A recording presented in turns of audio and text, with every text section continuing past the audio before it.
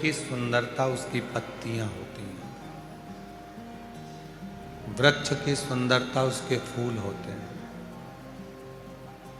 वृक्ष की सुंदरता उसके फल होते हैं, और इंसान की सुंदरता उसके संस्कार और शिव की भक्ति होती है।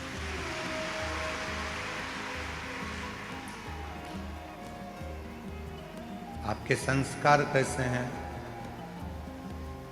आपके भीतर भगवान शिव की अविरल भक्ति कैसी है, वो आपकी सुंदरता बताए। बहुत सारा क्रीम लगा लेने से कोई बहुत सुंदर नहीं हो जाता। क्रीम से ज्यादा सुंदरता अच्छे कर्म की होती है।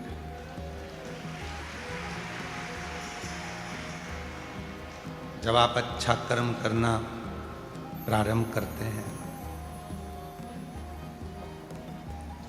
अच्छे कर्म की ओर बढ़ते हैं, तो आपको चमक की जरूरत नहीं पड़ती। आप स्वयं चमकते हो जनमानस के दिल में, जनमानस के दिल। आपको कथा के भीतर बताया था चौथे दिन की कथा में कि मेरे बाबा को बाहर की चमक से या बाहर के दिखावे से कोई मतलब नहीं।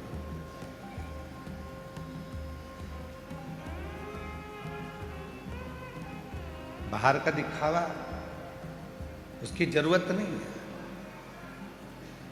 भीतर का भाव बहुत जरूरी है। एक वृक्ष जिसको आपने लगाया है ग्रीन शिवरात्रि के अवसर पर, एक वृक्ष जिसको आपने लगाया ग्रीन शिवरात्रि के पवित्र अवसर पर, वो वृक्ष सुंदर कब बनेगा, जब आप उसमें एक लोटा जल चढ़ाते रहोगे और उस वृक्ष को देख रेख करते रहोगे और वृक्ष आगे बढ़ता रहेगा। उसकी सुंदरता जब है,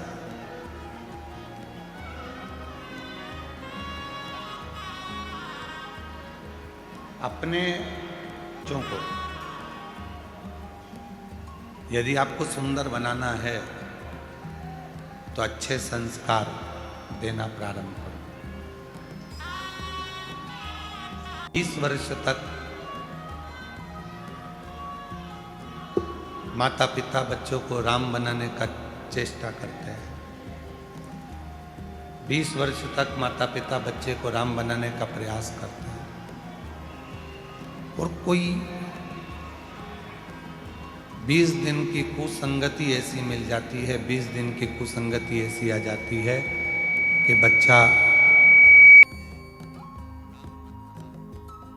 वो 20 दिन की कुसंगति से रावण बन जाता है, वो राम नहीं बनता।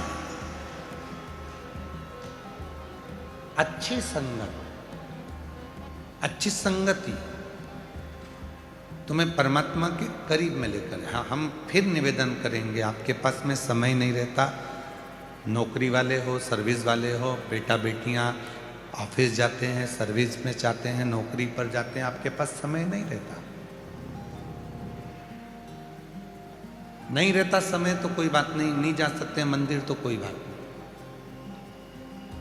अपने दिल में, अपने मन में शिव की अविरल भक्ति को विराजमान।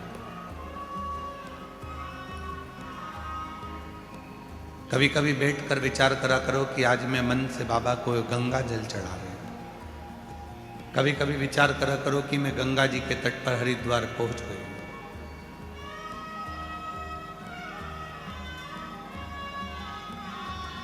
और माँ गंगा के तट पर हरिद्वार पहुंचने के बाद मैंने माँ गंगा का जल भर लिया है। आज मैं उस जल को लेकर महाकाल, बैद्यनाथ, भीमाशंकर, त्र्यंबकनाथ, मल्लिकार्जुन, रामेश्वरम जा रही हूं। भले नहीं गई, भले अपने घर पर हो, पर रोज प्रतिदिन एक ज्योतिर्लिंग की यात्रा करो। प्रतिदिन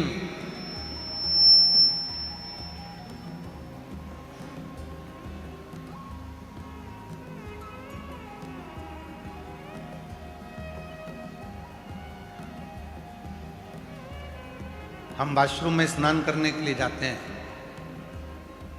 सीहोर में रहते हैं तो भी आप हमारी माता जी से पूछ सकते हैं। और यदि हम बाहर रहते हैं कथा में तो हमारे जो शिष्य हैं आशीष जी वगैरह सबसे पूछ सकते हैं। हम जा रहे हैं वॉशरूम में स्नान करने के लिए और हम उनसे कह के जाते हैं आज हरिद्वार जा रहा हूं नहाने के लिए, चल रहे हो क्या?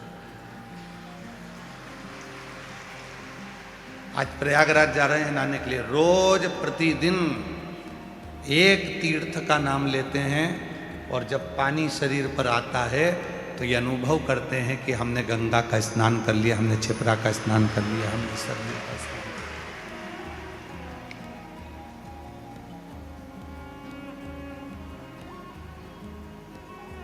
शिव महापुराण में वर्णन आता है कि स्वयं तुमरुका जी ने नंदी से कहा है, हे नंदी, कली काल में संसार में रहने वाला मनुष्य जब मन से कोई विचार करेगा तो उस देवता को, उस तीर्थ को, उस सरोवर को, उस नदी को जाकर उस जीव का कल्याण कली काल में करना ही पड़ेगा।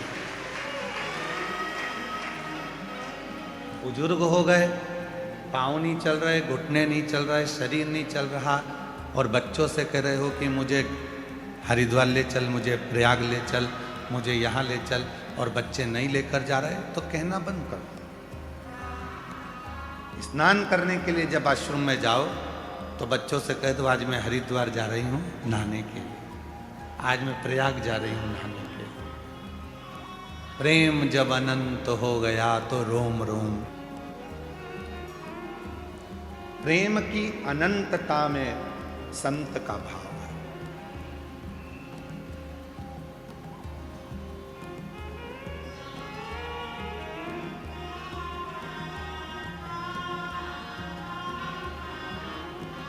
हम हरिद्वार नहीं पहुंचे फिर भी हमारे मन में हरिद्वार है। हम सीहोर कुबरेश्वर धाम नहीं पहुंचे पर मेरे मन में कुबरेश्वर बाबा है। कई ऐसे शिव भक्त हैं जो अपने घरों में बैठकर ये रुद्राक्ष महोत्सव की कथा को श्रवण कर रहे हैं और बाबा से प्रार्थना कर रहे हैं कि एक बार ऐसा मौका देना कि हम भी यजमान बनकर कुबरेश्वर धाम की धरा पर बैठ सकें।